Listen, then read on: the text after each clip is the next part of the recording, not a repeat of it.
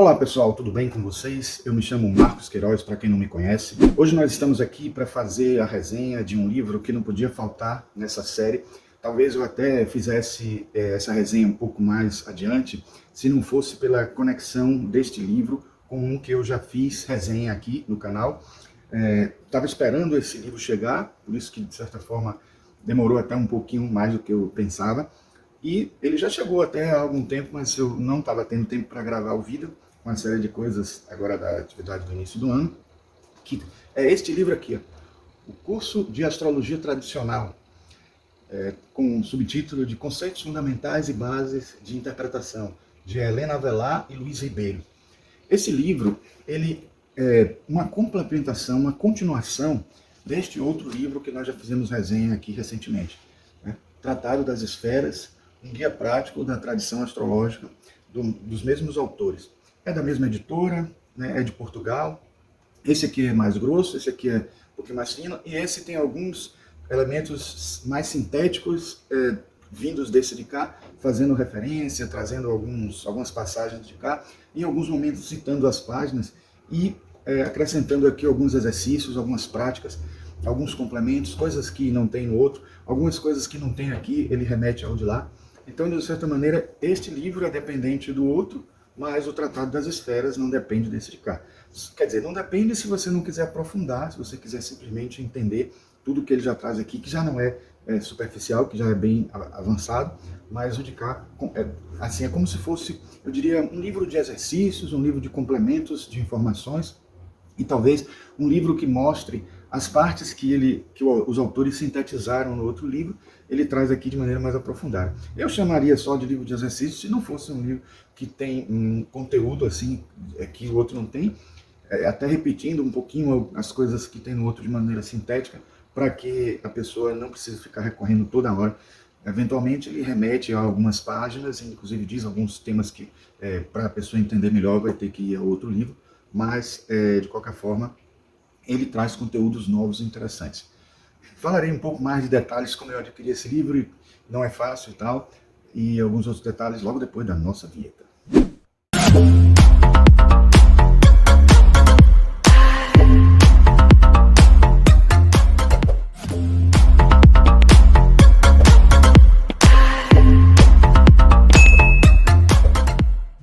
Bom, na nossa introdução eu praticamente fiz uma revisão geral mesmo, né, do que se trata esse livro. Eu gosto muito da abordagem desse autor, porque ele entra em detalhes, é didático. Realmente esse livro, acredito que seja, pelo que está dito até pelos autores, o resultado de uma série de cursos que foram dados pelos autores. E assim, ele encontra uma maneira didática de ensinar cada coisa, um pouquinho diferente dos outros. Ele já é diferente por não tratar da astrologia atual, contemporânea somente, quer dizer, não tratar da astrologia como é vista nos dias de hoje, mas da astrologia tradicional. Por isso ele vai lá em Ptolomeu, no Tetrabiblos, traz também os conteúdos depois dos gregos, o conteúdo dos árabes, né? De vários autores, de várias civilizações que foram complementando o conteúdo da astrologia antes dela passar a ser remodelada, transformada no século XX. E ele até fala das mudanças, das coisas que foram positivas, das coisas que foram retomadas no século XX e outras que foram esquecidas. O tempo inteiro ele está lembrando isso e dando a gente essa história. É muito interessante porque tem coisas, quando a gente vai olhar, né, a gente que já leu, estudou algumas coisas da astrologia contemporânea, tem muitas coisas aqui que a gente sente um pesar por ter sido esquecido, por ter sido deixado de lado. Outras coisas a gente entende por quê, a gente entende que porque não funcionaram muito bem, não foram muito bem avaliadas pelos astrólogos que testaram. Outras perderam a sua origem, o seu sentido, e aí é que está o grande valor desse livro, porque algumas partes calculadas, por exemplo, que existem nos mapas, de um modo geral, que alguns astrólogos sabem do que eu estou falando, essas aí, elas têm uma origem histórica, têm uma forma de trabalhar na época que foi criado, na época que foi pensado cada coisa dessa e foi testado, e depois alguns astrólogos foram inventando e criando alguns elementos novos, algumas formas diferentes de abordar, e como isso foi desviando tanto, acabou não funcionando como antigamente. E aí foram deixando de lado, foram esquecendo. E ele aqui resgata, e resgata com um nível de crítico, né, de alguma forma, porque ele também fez testes, eles fizeram testes, e verificaram o que funcionava e o que não funcionava, e tudo justamente que funcionava eles trouxeram nesse livro aqui pra gente, né, a entender. Uma outra curiosidade que vocês vão ver daqui a pouco, porque como eu faço sempre, né, a partir de um certo vídeo, quando eu vi que se eu tivesse assistindo um vídeo, eu gostaria de ver o livro por dentro mais detidamente, então eu passei a fazer isso, então eu vou mostrar o livro por dentro, como eu fiz também com o Tratado das Esferas, e vocês vão ver, né, com as ilustrações que eu vou mostrar para vocês, que ele realmente tem uma qualidade gráfica, ele busca informações interessantes, explicar detalhes do que a gente precisa entender sobre o assunto, sobre o conteúdo. E esse autor, ele é muito... Esses autores, eles são detalhistas em relação a uma série de coisas. Eu sinto falta somente, a única coisa que eu diria, de um critério na colocação dos textos, né? O que está em negrito, o que está maior, o que está menor, para tornar mais didático, para a gente entender as subdivisões dos capítulos. Às vezes um item vem de uma forma, outro item vem de outra, coisa mesmo de quem se preocupa com essas coisas, né? Da parte acadêmica, didática e tal. Então, eu acho que, de um modo geral, salvo essas coisas, a gente acaba encontrando aqui um livro que vai enriquecer muito, né, o nosso conhecimento. E um detalhe importante, né? Tem os exercícios, tem as respostas dos exercícios. Esses exercícios são muito importantes. Eu vou dizer por quê. Porque, na verdade, a gente, quando lê um conteúdo, acredita que entendeu, acredita que está sabendo detalhes, e o que ele faz nos exercícios, logo em seguida, vários exercícios, cada capítulo tem em torno de 4, uma média de 4 exercícios, e depois vem as respostas dos exercícios no final de cada capítulo. Isso é muito interessante nesses exercícios, porque quando a gente vai ver as perguntas que ele faz, são perguntas chaves, perguntas justamente para fazer a gente despertar para coisas que muitas vezes a gente não atentou no conteúdo. E é muito comum na leitura dos exercícios, primeiro, você, né, já por uma razão didática mesmo, você perceber que algumas coisas você assimilou facilmente, que está na ponta da língua, já está entendendo direito e tudo, e outras que você fica na dúvida, porque ele vai em pontos justamente questionáveis, que podem haver dúvidas na hora de responder. E é muito útil a gente fazer esses exercícios justamente para captar, perceber essas coisas que passaram batidas, tá? Outra coisa importante, esse é um livro que é caro, é difícil. Tem gente que acha ruim quando a gente fala caro, parecendo que a gente está na pior, mas não tem nada a ver. Eu gosto de ser verdadeiro. Para mim, quando eu acho que está caro, eu digo que está caro, independente de ter condições de comprar o livro ou não, porque o estar caro para mim não é o fato de eu ter condições de comprar o livro ou não. Eu espero que todo mundo compreenda, e acho que é óbvio isso, né? Que quando a gente diz que está caro é porque a gente não pretende dedicar aquele valor que a gente tem para aquele livro, né? Porque é muito mais do que a gente considera que poderia gastar, porque muitas pessoas metem a faca mesmo na hora de cobrar os livros. Neste caso, até tem uma razão porque o livro é caro. Ele vem de Portugal, ele é um livro importado. Não estou defendendo que os livros sejam caros por causa disso não, porque acaba, quando a editora quer um lucro muito grande, a gente sabe que eles acabam botando um preço que fica difícil da pessoa acessar. Como poucas pessoas agora estão comprando livro, né? As pessoas estão preferindo baixar em PDF, essas coisas, então o livro acaba ficando mais caro ainda. Então, vou dizer quando está caro, quando não está caro, na minha opinião mesmo, certo? Porque eu acho que eu tenho que ser verdadeiro para vocês. Eu tenho que dizer, inclusive, o que eu acho que deve ser nos pensamentos positivos e negativos, mesmo quem discorde. As pessoas que discordarem até podem comentar aí, acho que não tem problema nenhum discordar um do outro e ter opiniões diferentes, né? Aqui é um canal livre para cada um ter o seu pensamento, sua forma de agir, de pensar, de ter ideias, de contrariar o que o outro está falando, de ter argumentos para colocar, certo? Então é isso.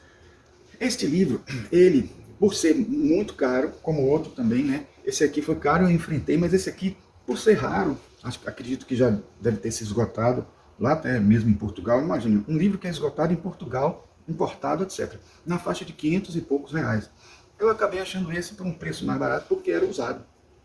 E é um usado que não está com problemas. Para mim, está na Amazon mesmo, vende livros usados, né? Então estava na faixa de 200 e pouco. Então, mesmo assim, ainda é, porque considerando esse aqui, acho que foi na faixa de 300, de 200 também em alguma coisa.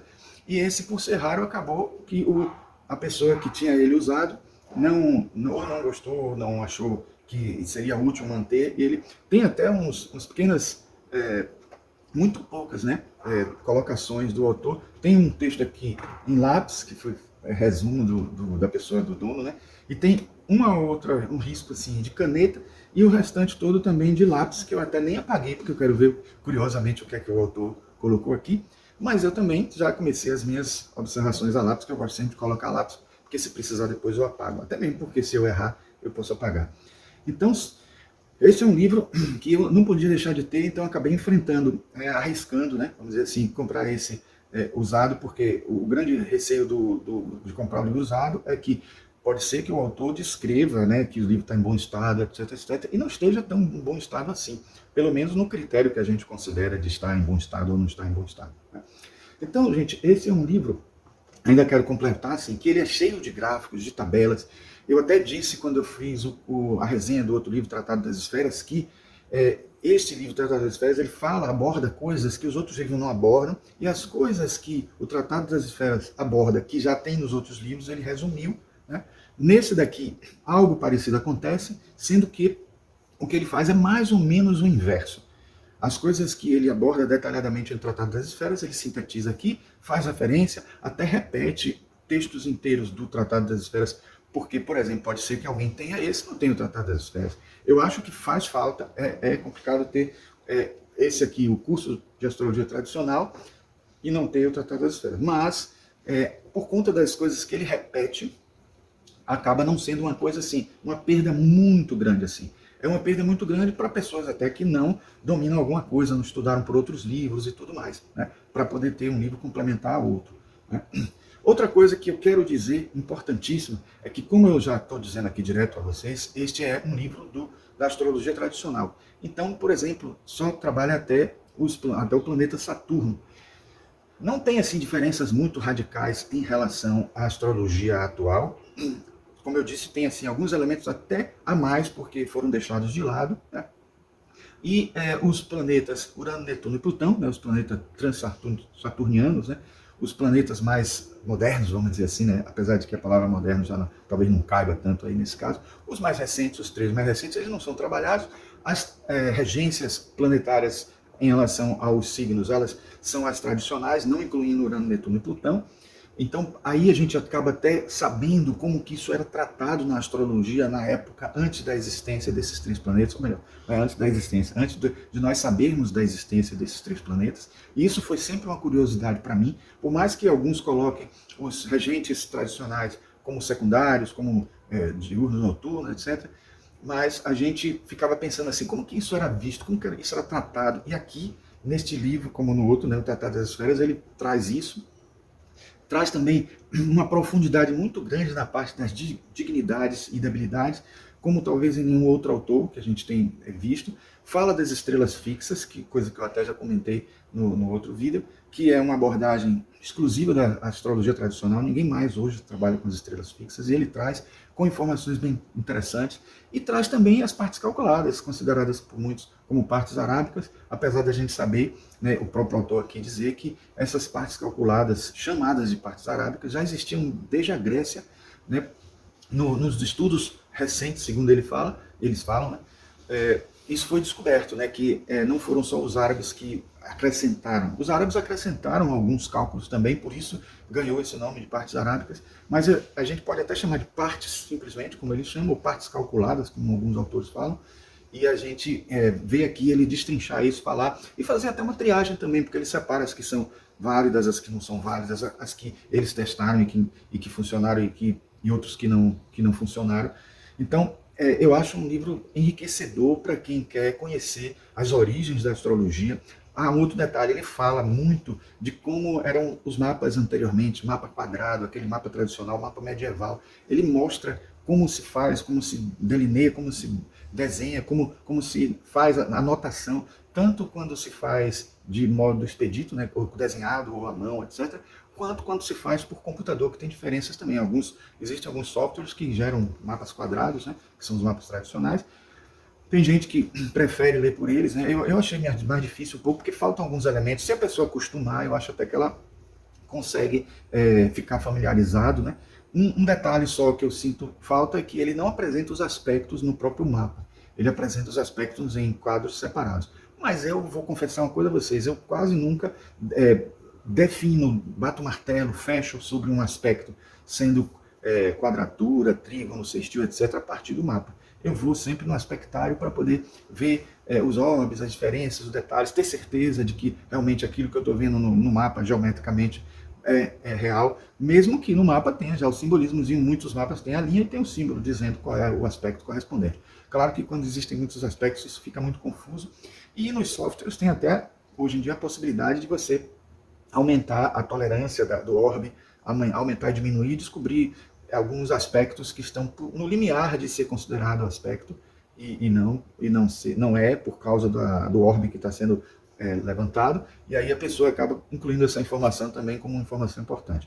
Então, em síntese, o que eu quero dizer a vocês é que esse livro é um livro muito bom, um livro que vai enriquecer muito a vocês. Claro, quem está começando a estudar astrologia agora, não sei se seria aconselhável, a não ser que queira realmente trabalhar com astrologia tradicional, com a astrologia como era trabalhada há muito tempo atrás, antes dos tempos mais atuais, antes do século XX, e quer seguir nesse caminho mesmo, porque vocês podem estar aqui aprendendo algo que vão ter que depois complementar, mudar com outros livros, outros tratados, outras informações, porque ele realmente trabalha como era vista a astrologia até uma época atrás.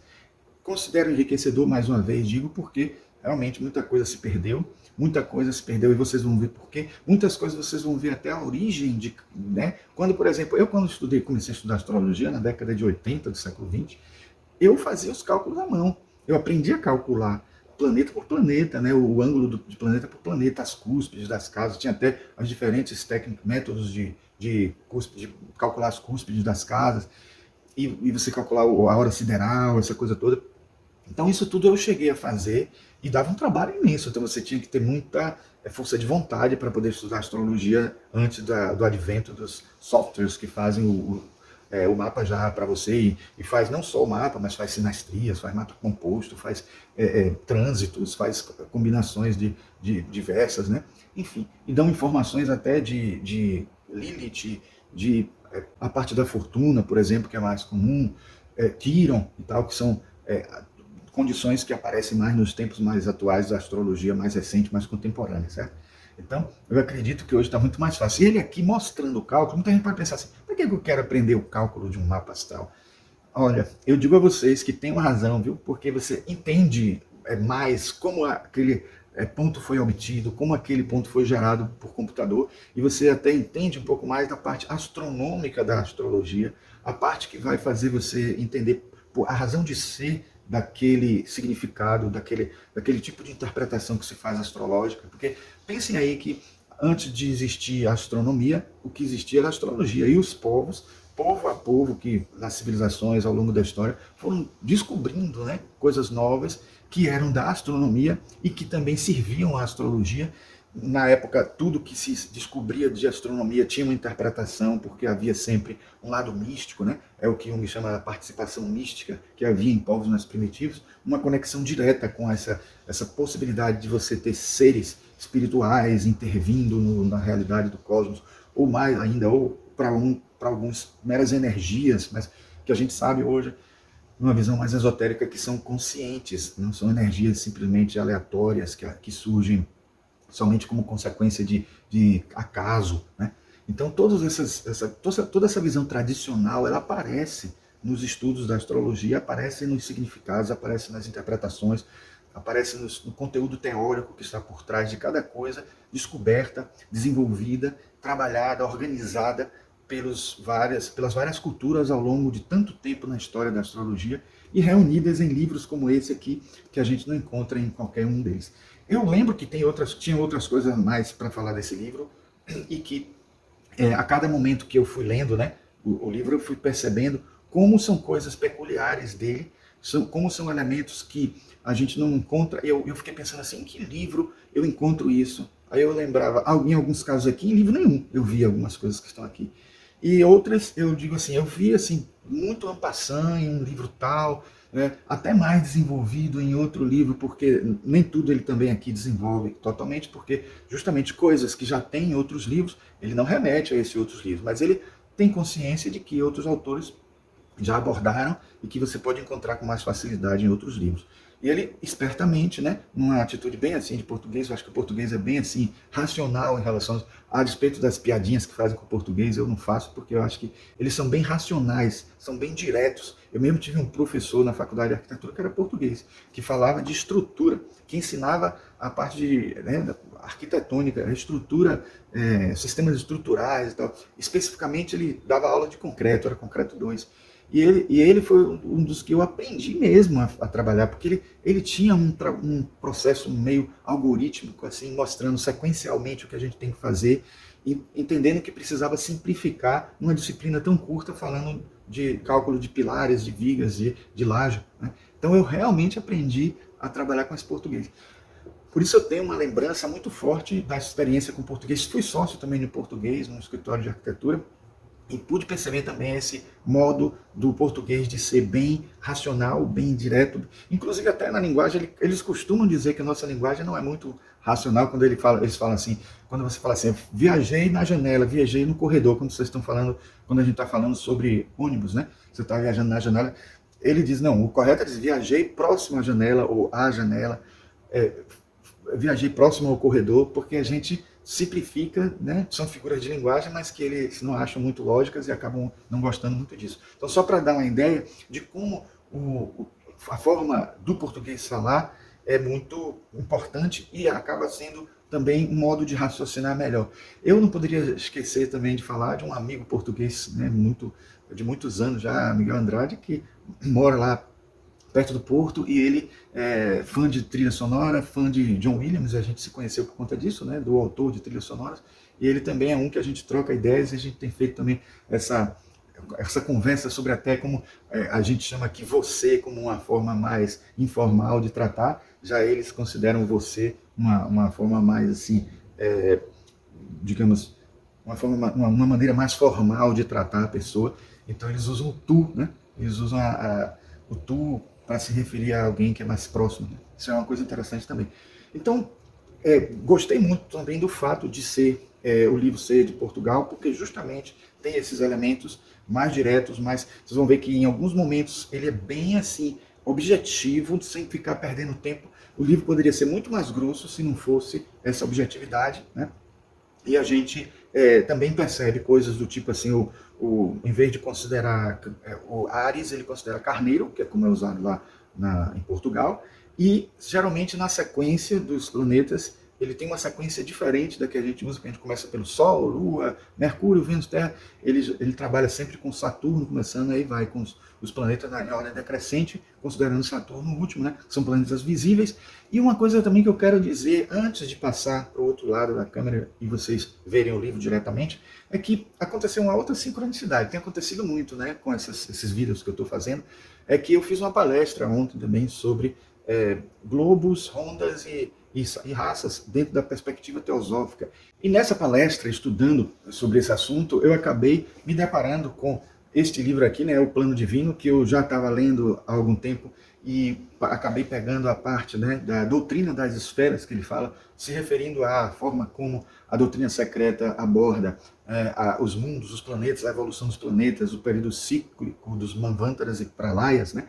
Então eu achei interessante porque ele fala da doutrina das esferas, fala do mesmo modo como os astrólogos na época consideravam as esferas em círculos concêntricos, né? A gente sabe hoje que não é um modelo que corresponde à realidade, exatamente como a gente entende hoje a astronomia, mas servia muito bem a astrologia, serviu muito bem para os resultados, porque no fundo, o que a gente está vendo é uma situação aparente, né? Que colocando a Terra como foco, mesmo a gente sabendo que o Sol é o centro desse sistema solar, os planetas giram em torno do Sol, né? Dentro de uma eclíptica, dentro de um zodíaco, exceto Plutão, que foge um pouquinho, né, numa angulação diferente. Mas assim, a gente entende que, considerando a Terra como foco, vendo a Terra como um centro dos raios, a gente vai ter uma leitura similar a essa que na abordagem teórica da astrologia do passado tinha, que é justamente a doutrina das esferas. Claro que ela é vista dentro de uma perspectiva mais ampla, como a da visão dos hinduístas, né? A gente tem a astrologia védica, que mexe com isso também e tudo. A gente vai entender que eles já tinham uma visão muito mais profunda, né? Vale dizer assim, que o que eles estavam fazendo não era simplesmente tendo uma visão equivocada, geocêntrica, algo desse tipo. Eles estavam entendendo que eles estavam analisando uma energia a partir da Terra. Então, os ângulos dos aspectos têm que ser a partir da Terra, a Terra sendo o centro desse ângulo, os planetas girando em torno da Terra, mesmo a gente sabendo que Mercúrio gira em torno do Sol e Vênus gira em torno do Sol e não em torno da Terra, e por isso ele tem também uma angulação próxima ao Sol, levando em conta que Mercúrio e Vênus estão antes da Terra e acabam tendo essas proximidades. Tudo isso são coisas que a astronomia, né, que na época era chamada de astrologia, sofreu evoluções. A própria astrologia na época ia descobrindo coisas somente pela observação, ainda sem ter telescópios, né, e sem ter sondas espaciais que viajaram para se descobrir mais sobre esse nosso universo aí, além dos nossos limites visíveis. Então, a gente entende que tudo que era analisado e estudado era com base nisso. Por mais que até as escrituras avançassem e falassem, né, de um ciclo cósmico de nascimento, vida e morte, como a cosmologia hinduísta, e isso mostrava que o universo era muito mais vasto e muito diferente daquele que os humanos, os seres humanos, mesmo os sacerdotes, aqueles que na época conheciam mais do que os outros, poderiam avaliar, poderiam compreender. Mesmo hoje, nós, com toda essa compreensão, ainda temos muitas dúvidas e tem muita coisa que a gente não sabe, muita coisa que os mestres que nos orientam também não sabem, porque eles vão nos ajudar nesse processo, dentro do que eles sabem mais do que nós. Mas tem muita coisa que eles precisam de ajuda, porque tem sempre alguém que sabe mais do que a gente dentro desse processo evolutivo. Tá? Então, pessoal, para que a gente não deixe o vídeo ainda mais longo, vamos lá. Vamos ver o vídeo, vamos ver agora o livro frente a frente, né? Página por página, e depois a gente volta para fazer a nossa conclusão. Então, pessoal, eu coloquei aqui os dois livros que a gente comentou, né? Que são quase um complementar ao outro, né? Um integrado ao outro, né? Tratado das Esferas, um guia prático da tradição astrológica, e curso de astrologia tradicional, conceitos fundamentais e bases de interpretação, para que vocês vejam mais ou menos o padrão das capas que eles seguem mais ou menos, né? Ali, ó. Como eu falei para vocês, esse aqui eu comprei novo, né? O de cá eu comprei usado, com um custo mais baixo, né? E realmente o valor estava muito alto na Amazon. E aí vocês podem ver aqui, eu vou passar página por página para vocês verem, né? A gente tem aqui um texto falando dos autores, né? Um texto inicial, né? Que na verdade é um texto da editora, porque não vem ninguém assinando, né? E aí você vê que é uma linguagem bem... uma linguagem de Portugal, né? Você vê aqui algumas grafias, né, atualmente, né? E isso confirmando o que eu falei, que na verdade é um livro de Portugal. Aí vem um índice geral, dedicatória sobre o curso, astrologia tradicional, blá, blá, blá. Eu não vou destrinchar não, porque a gente vai passar página por página, né? Mas ele tem uma introdução à astrologia tradicional, o módulo 1 é conceitos fundamentais, o módulo 2.1 mapa astrológico, o módulo 2.2 cálculo do mapa astrológico, módulo 3 os planetas, módulo 4 o zodíaco e os signos, módulo 5 as casas, módulo 6.1 dignidades e debilidades, 6.2 dignidade e debilidade 2, aí vem o módulo 7 delineação 1, regras fundamentais, módulo 8 os aspectos, módulo 9 fatores adicionais, estrelas, partes e nodos, módulo 10 delineação 2, integração dos aspectos, módulo 11 delineação 3, fatores adicionais, módulo 12, comportamento e mentalidade. Aí vem considerações finais, anexo 1, mapas de estudo, tabela e equivalência de páginas e índice de ilustrações e diagramas. Vamos lá. Aí tem aqui uma dedicatória sobre o curso, então falando justamente que esse livro é um curso, porque o título dele é esse, né? Um curso mesmo, então ele funciona como um curso. Então, de certa forma, aqui é a parte didática, sequencial, sei lá, pedagógica do curso em si. E aí, talvez seja interessante a pessoa até não se preocupar em ler esse livro todo antes para ler esse depois. Eu diria que até se fizer isso funciona, mas, por exemplo, se começar lendo esse livro, é interessante que aceite as recomendações aqui de leitura do outro livro, ainda que tenha lido já o tratado antes. É bom que volte a ele toda vez que recomende aqui, porque na didática dele ele tem uma sequência que não está aqui nesse livro, né? Algumas sequências que não estão nesse livro e que estão no outro. E aí ele faz essa referência, né? Vou até tirar aqui o marcador para na hora. Então a gente tem sobre o curso, né? Depois vem aqui astrologia tradicional, explicando a astrologia tradicional. Uma coisa que eu quero falar sobre astrologia tradicional, clássica, ou medieval, renascentista, depender de qual a pessoa adote, porque a pessoa pode também adotar uma astrologia usada em determinada época mesmo, né? Ela não exclui a utilização de elementos dos dias de hoje, e não é por isso que eu estou estudando. Eu não estou estudando astrologia tradicional para esquecer como é a astrologia hoje, porque eu adoto mais, inclusive, a astrologia psicológica.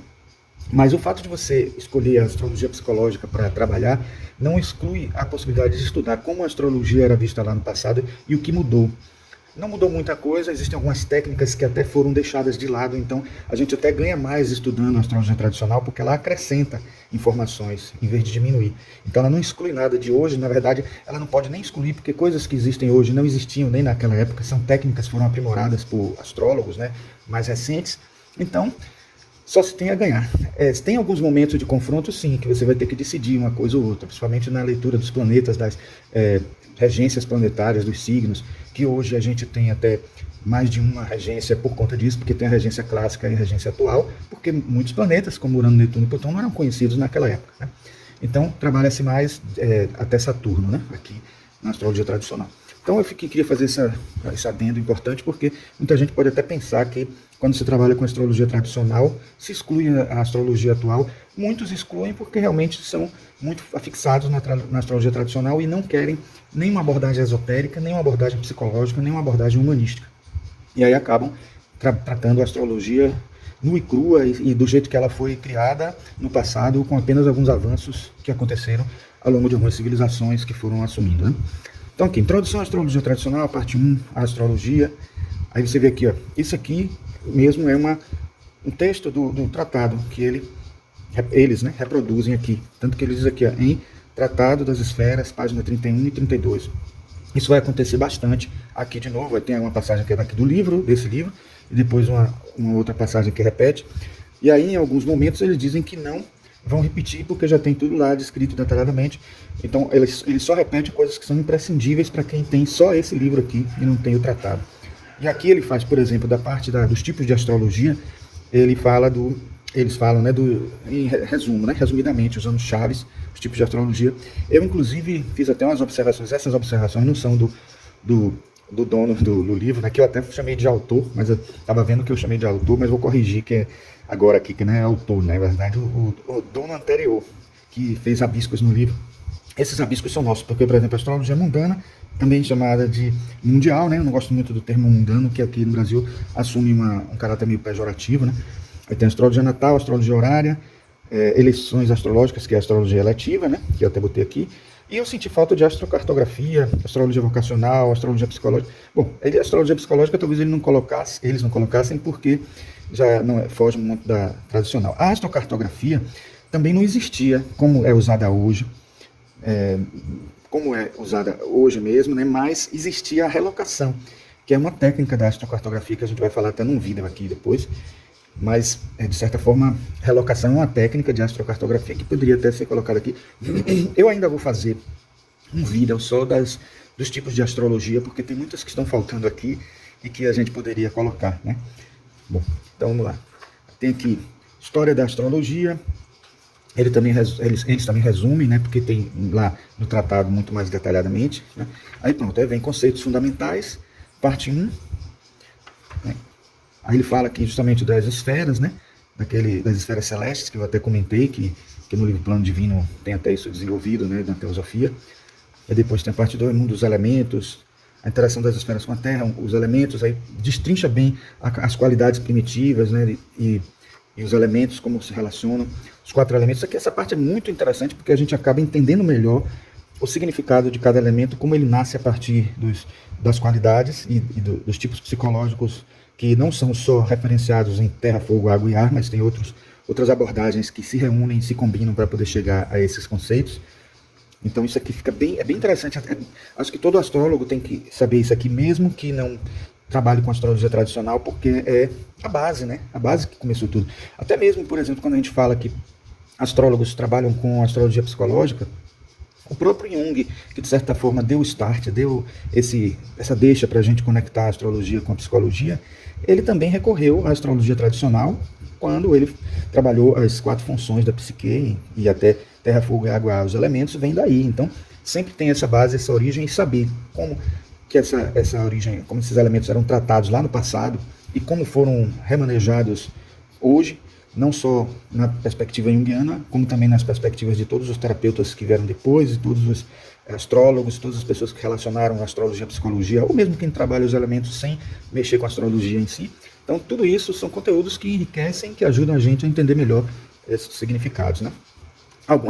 Essas linhas sublinhadas aqui são minhas, porque, como eu falei, tem exercícios, tá vendo? Esse primeiro exercício eu nem fiz, não, porque ele fala de você construir as esferas, né, em círculos. Eu não fiz ainda, porque eu não sei se isso vai ajudar muito. Isso, na verdade, é mais para que a pessoa possa ter uma fixação dos conteúdos, mas como é uma visão de uma epistemologia do passado, né, uma coisa que já não é dos dias de hoje, mas que a gente sabe que foi a que foi utilizada na construção do conteúdo da astrologia. É interessante conhecer, mas eu não achei tão válido, pelo menos para mim, né, fazer esse exercício aqui. Mas a partir do segundo exercício é muito interessante, porque como eu comentei, né, às vezes a gente pensa que está sabendo já alguma coisa, mas no momento em que ele questiona separado, eles, né, os autores questionam em separado alguma coisa e a gente não sabe responder, isso é prova de que a gente tem que retomar, voltar, assimilar, mesmo que não seja um aprendizado decorado, né, ou memorizado, a gente acaba percebendo se entendeu ou não determinadas coisas. Aí vem aqui caracterização dos elementos, com alguns gráficos bem interessantes, as interações aqui das qualidades com os elementos. Depois vem os temperamentos, muito interessante também, colérico, sanguíneo, melancólico, fleumático, né? Aí vem um módulo, né, de respostas. A resposta dos exercícios do módulo 1 vem aqui, tá vendo?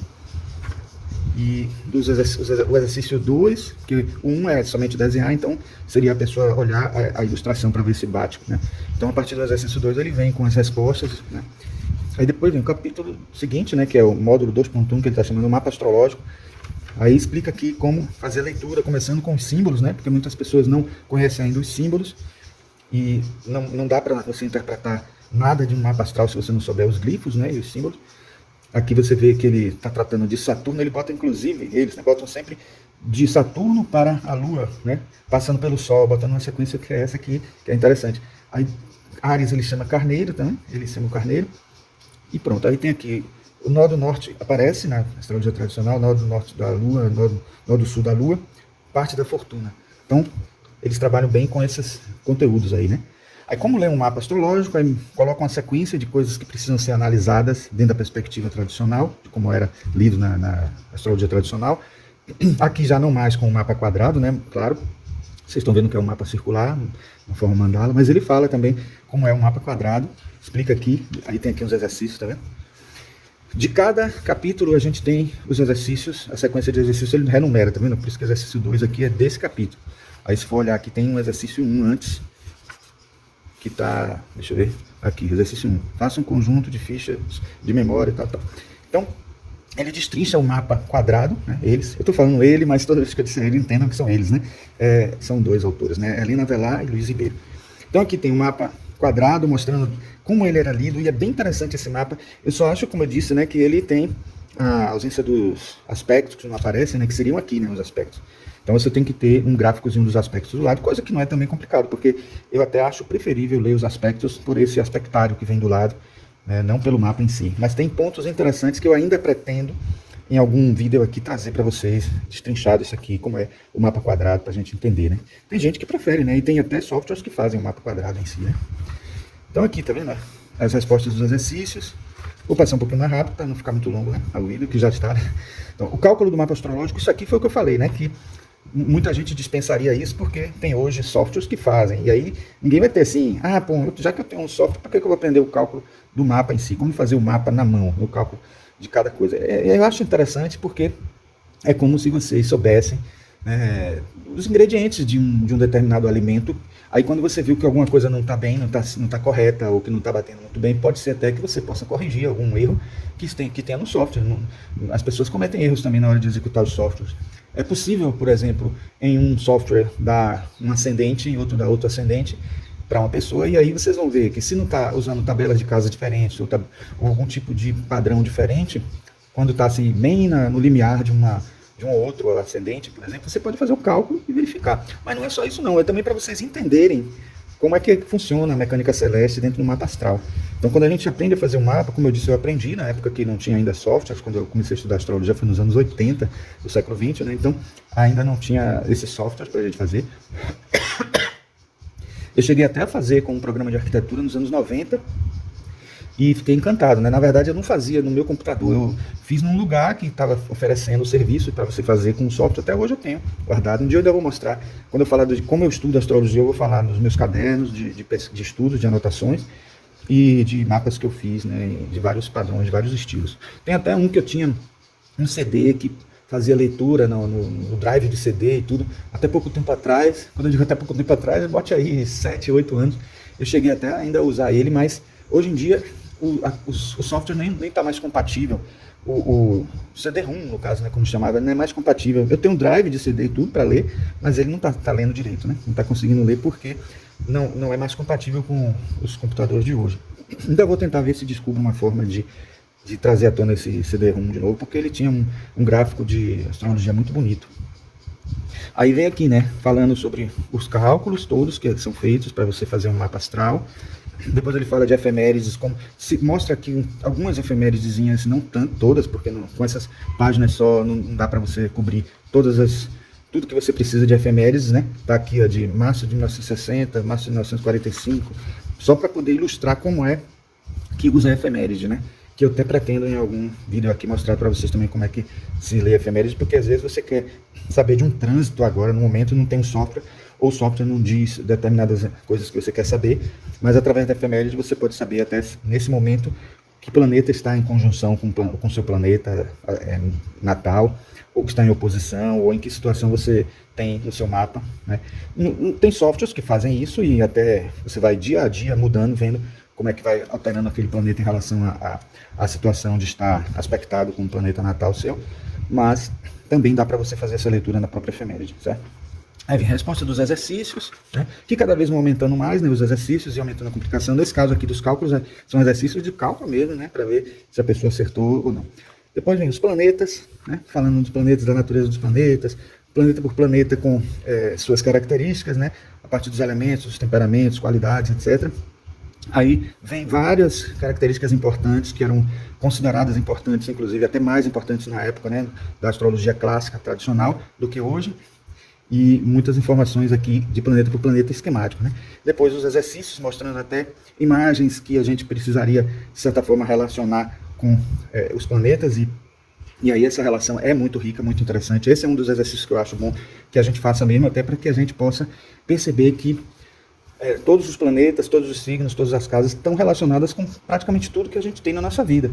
Interações, modos de ser, aspectos da psicologia humana, aspectos do dia a dia, acontecimentos, eventos, tudo que acontece na nossa vida tem uma interação, e isso a gente até quando lê enciclopédias de astrologia, a gente percebe que quando a gente quer saber assim, sentimento de culpa, por exemplo, ciúme, ou por exemplo, raiva, ou comicidade, humorismo, essas coisas, tudo isso está relacionado com que situação no mapa? Às vezes está relacionado com mais de uma, não é nem só uma forma, ou às vezes uma configuração. Mas a gente, para poder saber isso, ter prática sobre isso, a gente precisa explorar esses conteúdos, esses ensinamentos, essas ideias e essas interpretações para que a gente possa realmente entender a astrologia, certo? Depois vem o zodíaco e os signos, que é o módulo 4. Aí vai falar dos signos do zodíaco, como ele é analisado na astrologia tradicional, certo? Com todas as características, com todos os detalhes, e aí vem aquela coisa de entender os signos dentro da forma como ela era vista desde o passado, desde os babilônicos, desde a Mesopotâmia, passando pelos gregos, pelos árabes, pelo povo egípcio também, que influenciou bastante os gregos na interação com o hermetismo, né? O que está em cima é como o que está embaixo, tem tudo a ver com astrologia. Então, tudo foi agregando informações, e até os dias de hoje a gente tem essa astrologia e está resgatando a tradicional, tentando entender, antes de uma visão humanista e psicológica que surgiu já desde o final dos anos do século XIX até hoje, foi passando por um desenvolvimento, uma transformação que gerou a astrologia atual, né? Aí vem as casas, né? Os eixos, né? Aquela importância maior das casas que estão nos eixos, os quadrantes e tal. Aí tem exercícios para justamente a interpretação, né? O regente das casas e tal. dignidades e debilidades, que é um assunto que eles dividiram em duas partes. Tem aqui essa parte 1, falando dentro de um aspecto mais, talvez assim, a dignidade numa visão macro, né? Depois ele entra mais em detalhes. Tabela de dignidades essenciais.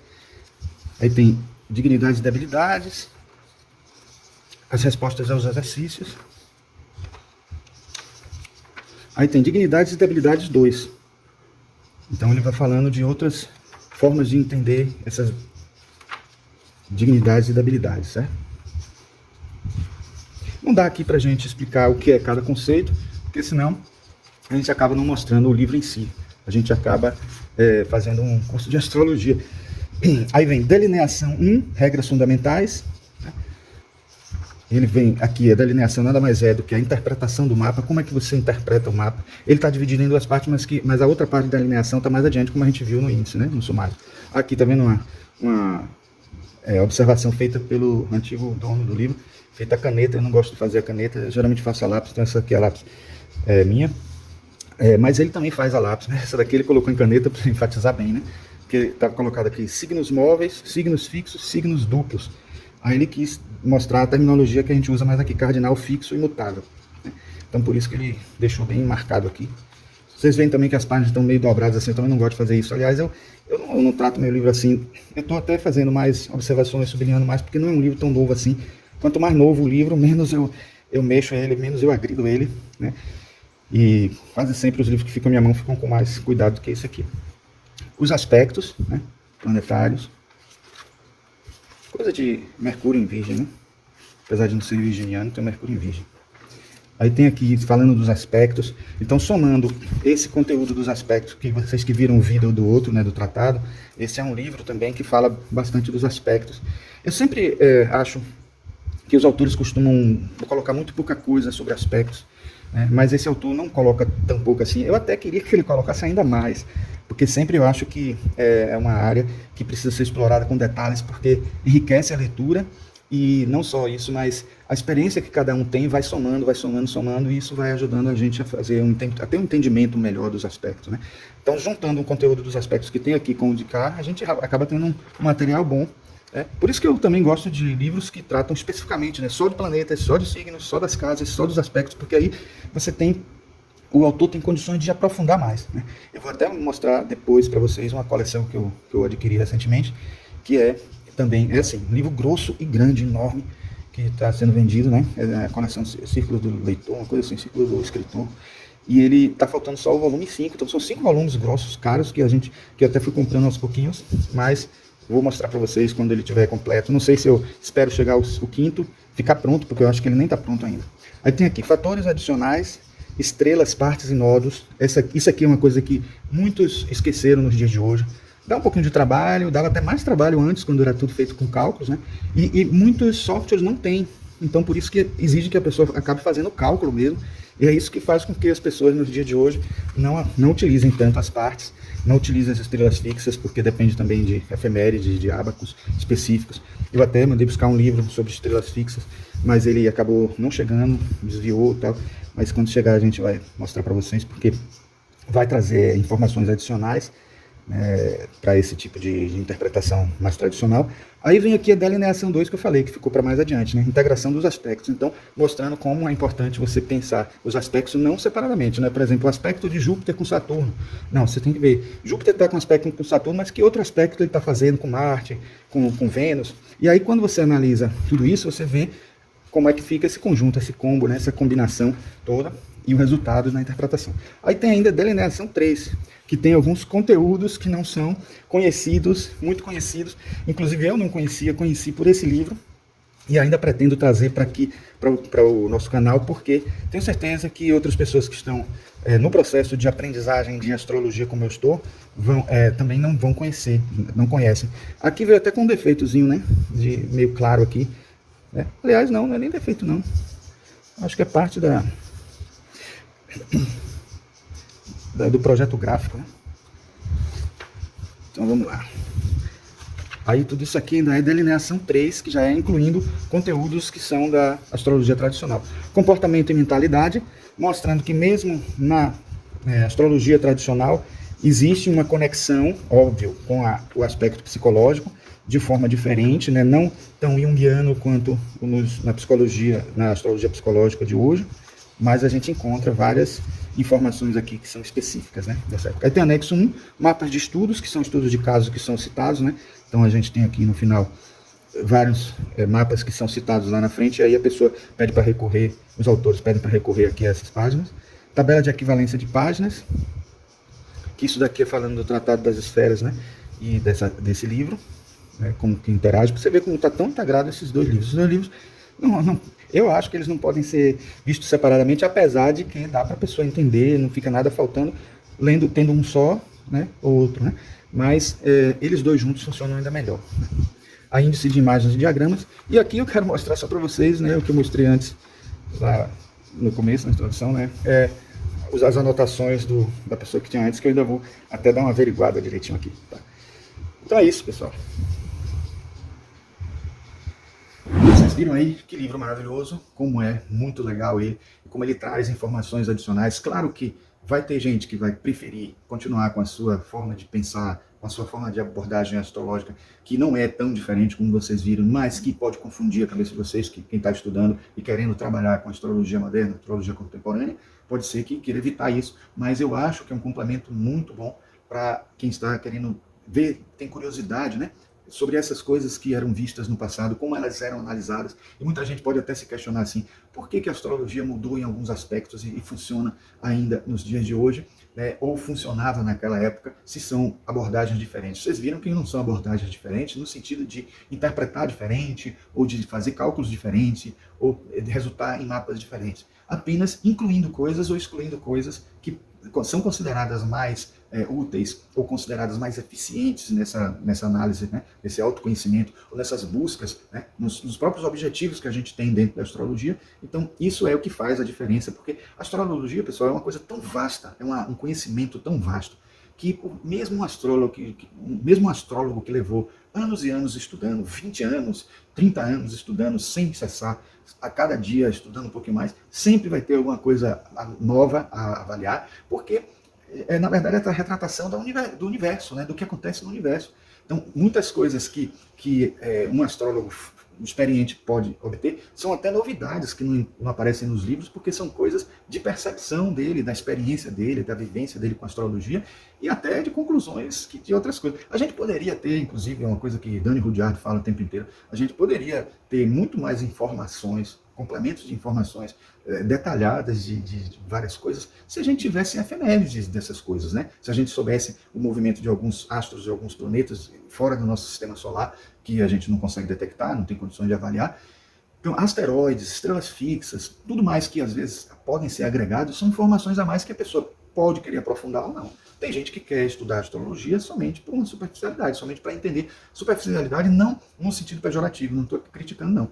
Pode ser a pessoa que simplesmente quer se autoconhecer e buscar alguma coisa. Se já avaliou o seu mapa em todos os elementos que a astrologia moderna, contemporânea traz, e atrás de elementos novos que lá nas tradições antigas falavam, não custa nada, você está acrescentando mais informações. Eu que sou uma pessoa muito curiosa em relação a essas coisas, já estou começando a fazer testes para avaliar, porque eu já fiz muitos testes dentro da astrologia de coisas que eu já aprendi dos livros que eu tinha, né? Que eu tenho, aliás, eu já disse até a vocês que eu tinha uma prateleira de astrologia, que é aquela ali, agora eu já estou com duas, já tive que botar mais uma ali, porque até alguns livros já estavam lá no fundo, atrás, mas eu estou colocando os mais importantes na frente, e como eu estou tendo muitos livros importantes de pesquisa, tanto na prateleira como outra, eu acabei precisando das duas, e é importante que a gente veja o que a gente, até onde a gente quer ir, né, nessas informações, nesses estudos. E uma coisa que eu acho importantíssimo para vocês terem certeza, terem convicção, não uma certeza absoluta, mas terem um pouco mais de segurança e confiança, é importante que vocês façam experimentos, vocês testem, até para que vocês confirmem se a interpretação que foi dada no livro se pode ser revista por você, não porque a dele esteja errada, porque é uma hipótese, né? Existem, o que é importante dizer assim, que algumas interpretações de alguns livros, elas não vão no cerne. Então pode ser que, num determinado momento, determinada configuração astrológica tenha resultado naquela interpretação. Mas se você for a fundo na essência daquela interpretação, você vai poder perceber que em outras situações, aquela mesma configuração astrológica pode dar resultados diferentes, porque vai ser aplicada à essência do significado. Outro detalhe importantíssimo, como há uma variação praticamente infinita não, infinita mesmo, né, de combinações, você pode ter situações de mapa que combina tal aspecto com tal posição do planeta num signo ou numa casa, e juntando todas essas possibilidades, que eu digo que são infinitas, porque a variação de segundos, de graus, de minutos, vai sempre fazer diferença, né? Não existe ninguém com o mesmo mapa astral, até porque se vocês pensarem, para que isso acontecesse, a pessoa teria que estar nascendo na mesma hora, no mesmo lugar, no mesmo hospital, e assim mesmo a diferença de posição, localização, mesmo que seja fração, já faria diferença entre uma pessoa que nasce no mesmo dia, ou os gêmeos astrais, coisas desse tipo, que o pessoal fala de um modo geral aí, né? Então, as configurações mudam, e aí, mesmo que tudo tivesse muito próximo, muito parecido, como acontece muitas vezes, né? Pessoas que têm um mapa muito próximo um do outro, tem a vivência de sua vida, das suas vidas anteriores, tem o processo todo da educação que faz com que as pessoas sejam diferentes, certo? Então, pessoal, se vocês gostaram desse conteúdo que trouxemos para vocês, deem um like aí, se inscrevam no canal, apertem o sininho para terem notificações sempre que a gente tiver um vídeo novo do nosso canal sobre assuntos como esse, tá certo? Então, um grande abraço e até o próximo vídeo.